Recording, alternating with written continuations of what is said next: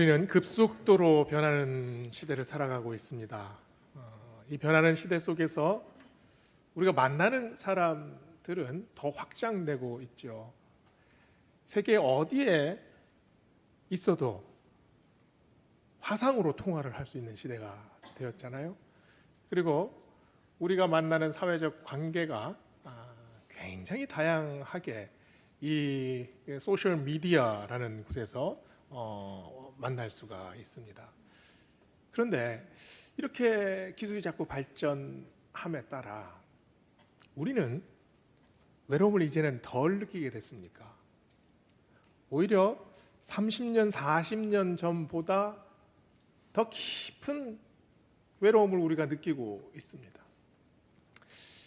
어떤 학부모가 쓴 글을 봤는데요. 중학교 1학년 된 그 딸이 등교 거부를 했다고 합니다. 무려 일주일 동안 학교를 안 나갔대요. 아마 물어도 그 이유를 알 수가 없어요. 학교를 찾아가서 선생님들한테도 물어보고 또 별 수소문을 해도 도대체 이 아이가 왜 학교를 가지 않으려고 하는지를 알 수가 없었어요. 근데 나중에 알고 보니까 이 친구들이 이 카톡 대화방에서 다른 단체 카톡방을 만들어 버린 거예요. 이게 별것 아닌 것 같지요. 그런데 이 아이에게는 이게 모든 사회관계의 전부였습니다. 사회적으로 완전히 단절돼 버린 거예요. 공포를 느낀 거죠. 이랬을 때 학교에 가서 내가 따돌림 당한다는 것을 직접적으로 느낄 수 있기 때문에 학교 가기가 무섭다 이런 말을 할 수밖에 없었던 거죠. 그런데 이게 비단 중학교 1학년짜리 여자아이에게만 나타나는 현상이겠습니까? 우리 삶 속을 들여다보면 우리의 삶 속에 배제당하고 또 거부당하는 그런 실제적인 경험이 얼마나 많이 일어나고 있습니까?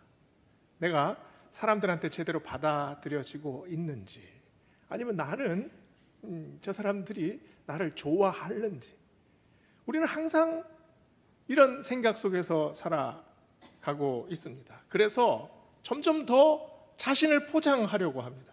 그리고 내가 센 척을 해야 저 사람들이 나를 무시하지 않지, 이런 생각을 가지게 되죠.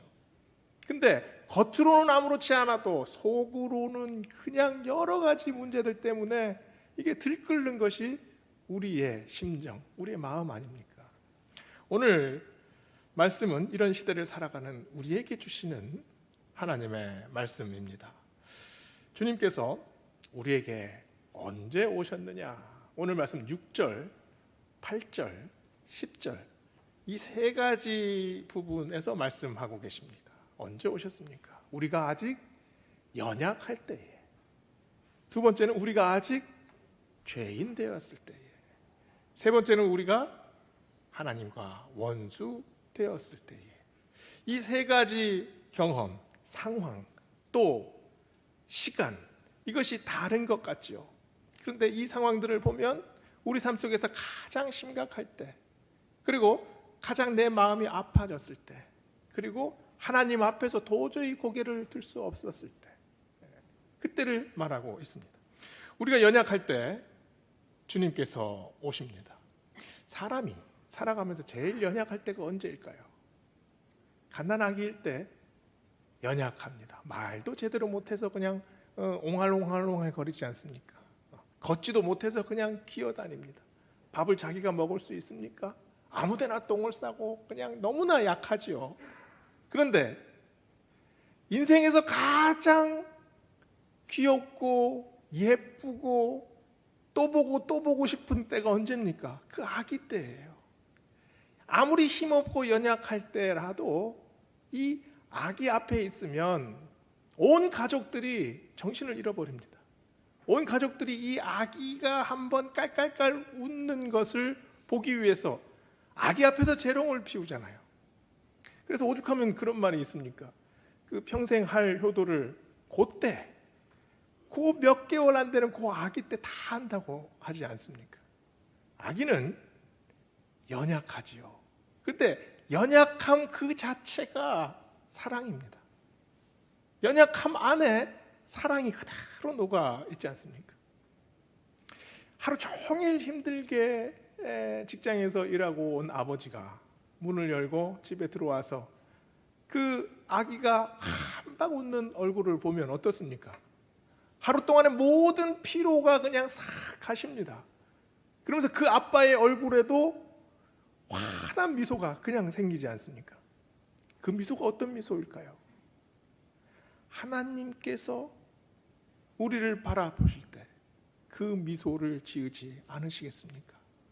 하나님이 우리를 사랑하실 때, 연약한 우리의 마음을 들여다보실 때, 그때 그렇게 웃지 않으시겠습니까? 세상은 우리에게 강해져야 한다고 말합니다. 세상은 우리에게 독립해야 한다, 홀로 서야 한다라고 말을 합니다. 그러나 하나님 앞에서 우리가 배우는 건 뭔가요? 독립하는 것이 아니라 의지하는 법을 배워갑니다. 하나님 앞에서 우리가 배워야 할 것은 이 아기가 엄마한테 매달릴 때의 모습, 그 모습에 가장 순수한 신앙의 모습이 있지 않습니까?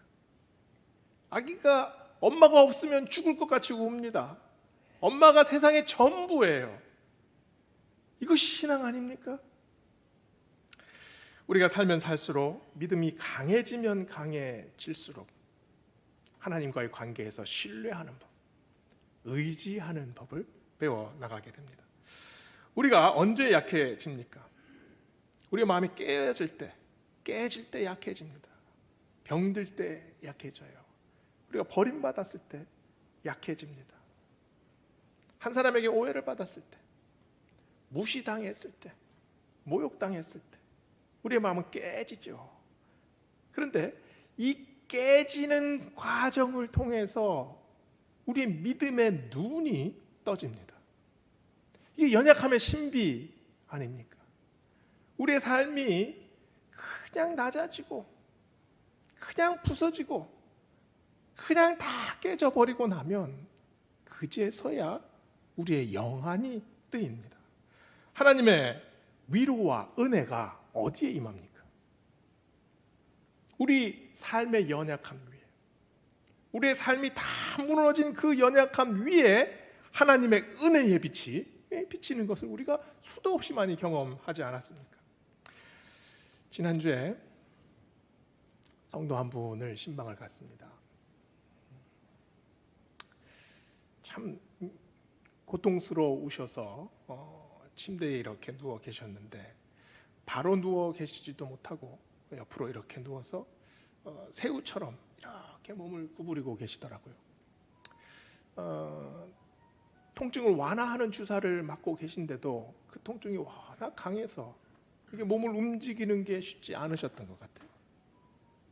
그 상황을 제가 나름대로 헤아려 보니 그 통증을 10분만 견뎌도 우리는 너무나 고통스러울 텐데 하루 종일 혼자서 방에서 그것을 견디십니다. 땀을 뻘뻘 흘리시면서 그 아픔을 견디세요. 얼마나 그 시간이 길고 얼마나 괴롭겠습니까? 시편 말씀을 찬찬히 읽어드렸습니다. 말씀을 읽자 아주 나지막하게 아멘 말씀하셨습니다. 손을 잡고 기도했습니다. 한참 기도를 하는데 이 집사님이 제 손을 잡은 손에 힘을 주시는 것 같았어요. 제가 기도하면서 마음이 조마조마했습니다. 또 통증이 심해지시는 건 아닌가? 기도가 끝나고 잠깐 눈을 들어 보니 집사님 눈에 눈물이 그렁그렁 하셨습니다. 그 눈이 그 절실한 집사님의 마음을 그대로 말해주고 있는 것 같았어요. 제 마음이 뜨거워졌습니다. 하나님, 여기 이 자리에 하나님께서 은총을 부어주셔야 합니다. 하나님, 이 병든 몸, 이 상한 영혼 위에 하나님의 은혜를 부어주시옵소서. 하나님께서 마음 먹으시면 우리 눈앞에서 기적을 보여주실 수 있습니다. 하나님, 이 생명을 살려주시옵소서. 고통은 우리 인생에 집약적으로 다가옵니다. 그런데 은혜 또한 집약적입니다.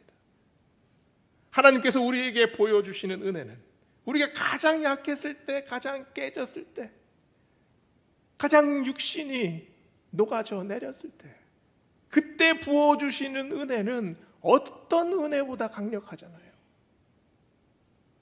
하나님이 우리를 약하게 만드시는 것이 아니라 우리가 약하게 됐을 때, 그때 하나님께서 우리에게 더 가까이 다가오십니다. 하나님께서 왜 우리의 연약함을 특별하게 보십니까?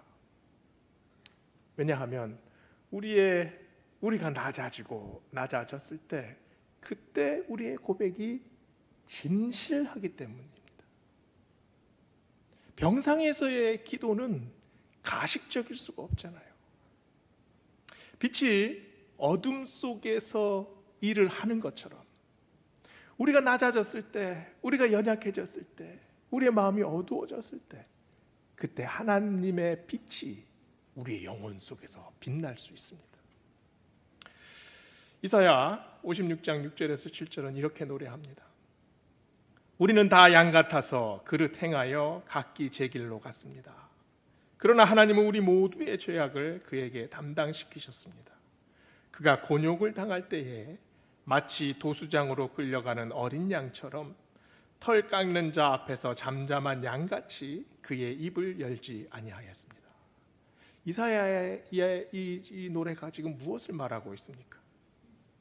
주님이 우리보다 더 약해지셨습니다. 약한 양보다 훨씬 더 약한 양이 되어 주셨습니다. 극도의 연약함이지요. 우리를 대신해서 죽는 것, 자신이 죽음으로 우리를 살리는 것, 그 사랑이 복음의 핵심이잖아요. 그 복음의 능력 안에 무엇이 있습니까? 역설적으로 그 능력 안에 연약함이 있습니다. 예수님께서 연약함의 그 가장 낮은 자리로 오셨다는 사실 자체가 우리에게 힘이 됩니다. 왜냐하면 예수 그리스도께서 우리를 위해 죽으셨다는 사실이 우리 연약함의 거름이 되어 주기 때문입니다. 우리는 연약한데 이 연약한 것보다 더 연약해지셔서 우리를 살리셨다는 말입니다. 연약함이 우리를 변화시킨다는 거죠. 연약함이 우리에게 생명을 주십니다. 연약함 속에 뿌리를 내려서 예수 그리스도의 그 희생을 통해서 우리가 살아난다는 그 역설, 그 진리를 말씀해 주고 있잖아요.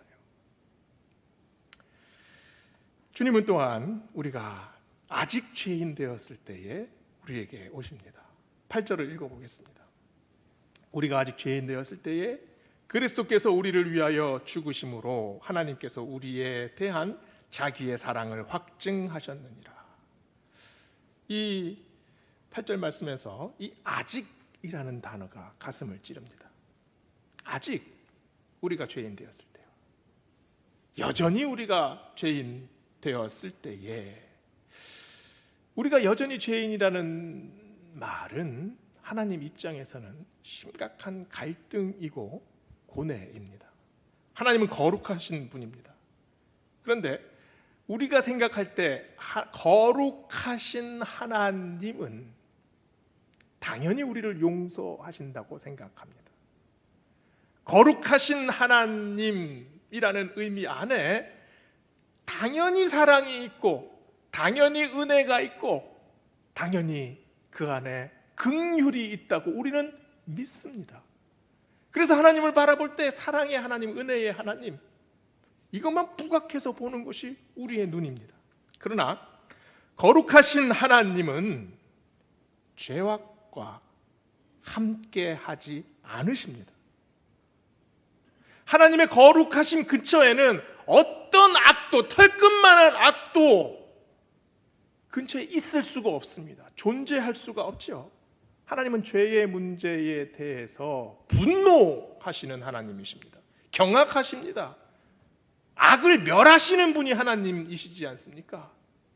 악의 소굴에 불벼락을 내리셨습니다. 하나님의 분노 앞에 소돔과 고모라는 완전히 잿더미로 변했습니다. 죄악으로 물든 땅을 완전히 수장시키시는 분이 하나님이십니다. 오직 살아남은 사람은 노아의 가족들밖에 없었잖아요. 하나님은 항상 허허허허 웃는 그런 마음 좋은 할아버지가 아니시지 않습니까? 하나님의 공의는 칼날처럼 엄중합니다.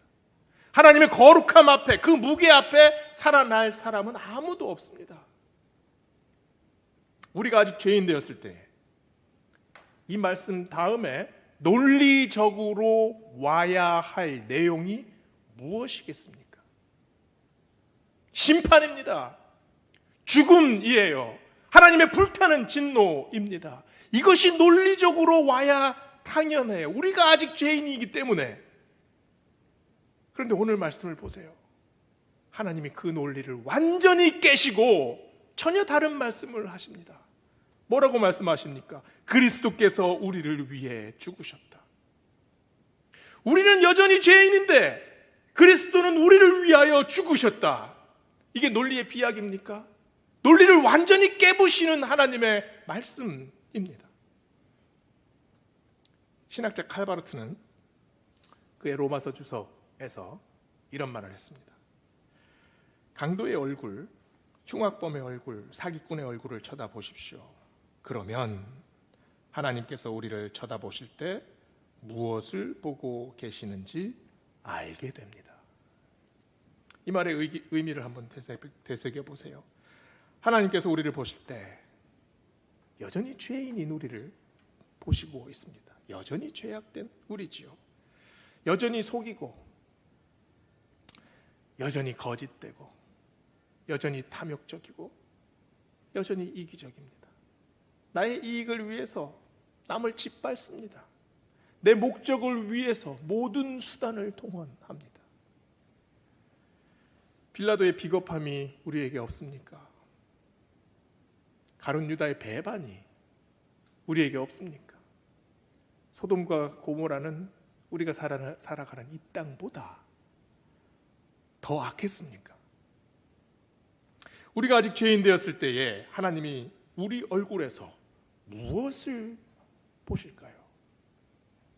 아들을 죽인 얼굴을 우리 얼굴에서 보시지 않겠습니까? 그러나 8절에서 이렇게 말합니다. 그러나 그리스도께서 우리를 위해 죽으심으로 하나님은 우리에 대한 자기의 사랑을 확증하셨느니라. 하나님의 마음은 칼로 물을 베는 마음이 아닙니다. 그 칼로 자신을 찌르는 마음이에요. 십자가가 뭔가요? 십자가는 하나님의 칼입니다. 그 칼로 우리를 찌르셔야 하는데 대신 자신을 찌르셨습니다.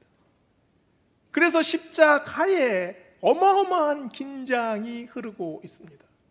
십자가는 심판이자 은혜입니다. 그리고 십자가는 분노이면서 사랑입니다. 그래서 우리가 십자가 앞에서, 십자가 안에서, 십자가를 바라보면서 우리가 용서받았다는 사실은 학습이 아니죠. 그것은 경험입니다. 내 삶 속에서 한순간 섬광처럼 팍 빛났던 나의 죄악을 깨닫고 내가 어떤 죄악 속에서 살아왔는지, 그리고 주님께서는 왜 죽으셨는지, 이 두 가지가 하나로 연합되는 순간, 그것이 용서의 경험 아닙니까? 하나님께서 그 칼로 우리 안에 있는 죄악을 베어내셨습니다. 썩어져 가는 것을 치료하셨죠. 오늘 말씀 9절을 보면 이제 우리가 그 피를 인하여 의롭다 하심을 얻었은즉 더욱 그로 말미암아 진노하심에서 구원을 얻을 것이니, 십자가에서 흘리신 보혈로 우리를 치료하십니다. 그리고 그 뚝뚝 떨어지는 십자가의 피가 우리의 영혼을 소독하신다는 말씀이죠. 그래서 우리가 살아납니다. 이것이 구원의 확증, 구원의 확신입니다. 마지막으로 우리가 하나님과 원수 되었을 때에 주님이 우리에게 오셨습니다. 그런데 우리가 하나님과 원수되었다는 말이 잘 이해가 되십니까? 어떤 추악한 범죄를 저지르는 사람도, 심지어 사람을 폭행하고 또 사람을 죽이는 사람도 하나님과 대항하기 위해서 그 일을 하지는 않습니다. 하나님과 원수되기 위해서 일부러 악을 저지르는 사람은 없습니다. 그러면 우리가 원수되었을 때에 라는 말씀은 어떤 말씀일까요? 하나님 입장에서 하나님이 느끼는 배은망덕함입니다. 하나님이 없어도 아무 상관이 없다. 하나님을 염두에 두지 않는다. 하나님이 없는 것처럼 살아간다. 하나님이 있으나 없으나 나에게는 아무 상관이 없다. 이 마음이 하나님의 분노를 일으킵니다. 하나님 세상을 창조하셨습니다. 이 세상의 모든 것들이 조화롭고 아름답게 연결되었죠. 사람도 하나님께서 만드신 피조물의 하나입니다. 그런데 이 피조물이 하나님의 자리에 올라오지요.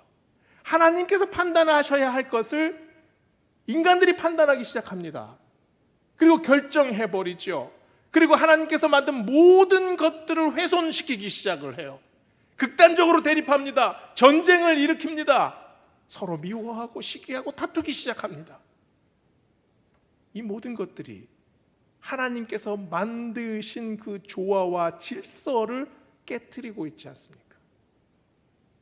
우리 마음속에 불쑥불쑥 튀어나오는 것, 미워하는 마음, 증오하는 마음, 그 마음은 하나님의 의도를 훼손시키는 일입니다. 하나님의 목적을 망가뜨리는 일이에요. 하나님을 대적하는 일, 하나님과 원수되는 일은 하나님을 적극적으로 대항한다는 것보다 사실은 하나님께서 멀어지는 일입니다. 하나님을 기억하지 않는 것, 그리고 하나님을 잊어버리는 일, 그 일이 하나님과 원수되는 일입니다. 우리가 사는 땅과 우리가 사는 시간은 어떻습니까? 연약한 자는 살아남지 못합니다. 점점점 도태되죠. 우리가 사는 땅은 죄악이 넘쳐나는 땅입니다. 서로 반목하고 질시하고 싸우고 다툽니다. 이 죄악이 진흙탕처럼 엉켜 있는 이 땅에 하나님께서 그 아들을 우리에게 보내주셨습니다. 그래서 오늘 10절, 11절에서 말씀하시죠. 그 아들의 죽으심으로 말미암아 하나님으로 더불어 화목되었은즉 화목된 자로서는 더욱 그의 살으심을 인하여 구원을 얻을 것이라. 이뿐 아니라 이제 우리로 화목을 얻게 하신 우리 주 예수 그리스도로 말미암아 하나님 안에서 또한 즐거워하느니라.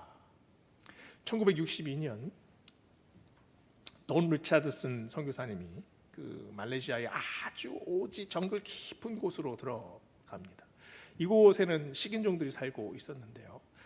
이 사람들이 수시로 이제 거의 석기 시대를 사는 사람들입니다. 근데 강이 하나 있는데 이 강을 사이에 두고 이 두 부족이 끊임없이 싸워요. 그런데 이 부족들이 하는 이 습성 중에 그 적을 사냥해서 그 적의 살을 칼로 베어서 서로 나눠 먹습니다. 그러면서 그 사람들 말로 투이 아소나이 마카에린 이런 말을 한대요. 먹으면서 그 의미가 무엇인지 이렇게 알아보니 적들을 잡아 먹으면서 우정을 살찌운다 이런 말이라고 합니다. 이 부족이 평생 적대감 속에 살았습니다. 서로 잡아먹고 잡아먹히는 관계예요. 그러면서 그 관계를 보면 적들을 잡아서 그 살을 먹음으로 해서 자기들 안에 있는 결속을 다집니다. 그리고 적을 혐오하는 마음은 외부로 향하게 만든다는 거예요. 이게 계속해서 악순환입니다. 이 적대감이 해소가 되지 않아요. 그런데 어느 순간 갑자기 어떤 관습 하나가 이 사람들 사이에서 평화를 가져줄 때가 있다는 거예요. 그게 뭐냐 하면 부족들 안에 100일이 안 된 아이를 하나씩 데리고 옵니다. 그리고 그 아이를 서로 교환하는 거예요. 이 아이의 목숨 하나로 두 부족 사이에서 평화가 극적으로 생겨나게 됩니다. 아이를 주고받는 관습을 보고 이 돈 리차드슨 선교사님이 아주 그 선교사의 유명한 책 화해의 아이라는 책을 썼습니다. 그게 이제 선교 보고서인데요. 아이의 목숨은 불안합니다. 왜냐하면 적들에게 넘겨졌으니까요. 그런데 그 부족들 사이에서 이 아이를 보면서 적대감을 계속 키웠겠습니까? 이 아이에게 정을 주기 시작합니다. 아이가 자라면서 이 부족들 사이에 웃음을 가져다 주지요. 저 강 너머에 있는 다른 부족들에게 신뢰가 생기기 시작하는 겁니다. 아무 힘도 없는 그 100일도 안 된 아이 하나가 두 부족 사이에 어마어마한 평화를 이어주게 됐다는 거죠. 예수님께서 우리에게 어떤 모습으로 오셨습니까? 어린 양의 모습으로 오셨습니다. 아기 예수님의 모습으로 오셨죠. 화해의 아이, 그 모습으로 우리에게 오셨습니다. 오늘 말씀을 돌아봅시다. 우리가 아직 연약할 때에, 우리가 아직 죄인 되었을 때에, 우리가 아직 하나님과 원수 되었을 때에 점점 더 악화되는 것처럼 보입니까? 점점 더 나쁜 상태로 진행되는 것처럼 보입니까? 우리가 연약할 때나 우리가 하나님과 원수 되었을 때나 하나님 입장에서는 똑같습니다. 하나님 입장에서는 연약하기 때문에 죄인이 될 수밖에 없었고, 죄인이기 때문에 하나님과 원수 될 수밖에 없었습니다. 그런 우리를 바라보시면서 주님께서 이 땅에 오셨습니다. 하나님은 그 아들을 화해의 아들로 우리에게 보내주셨어요. 사순절 넷째 주를 지나가고 있습니다. 우리가 기억할 것이 뭡니까? 지금 내가 연약하다는 사실입니다. 지금 내가 죄인이라는 사실입니다. 지금 내가 하나님과 원수되었다는 사실입니다. 이 사실을 깨기 위해서 하나님께서 그 아들을 보내주셨습니다. 그것이 우리에게 은혜지 않습니까? 그것이 누구보다도 더 큰 사랑 아닙니까? 이 사순절 넷째 주 지나면서 우리가 한 마음으로 고백하기 원합니다. 주님께서 나에게 오신 사실, 작년에도 오셨습니다. 재작년에도 오셨죠. 그러나 올해도 또 오십니다. 100번이고 1000번이고 나의 이 강팍한 마음에 누가 오셔야 합니까? 주님이 오셔야 합니다. 그래야 우리의 영혼이 하나님 앞에서 화해될 수 있습니다. 기도하시겠습니다.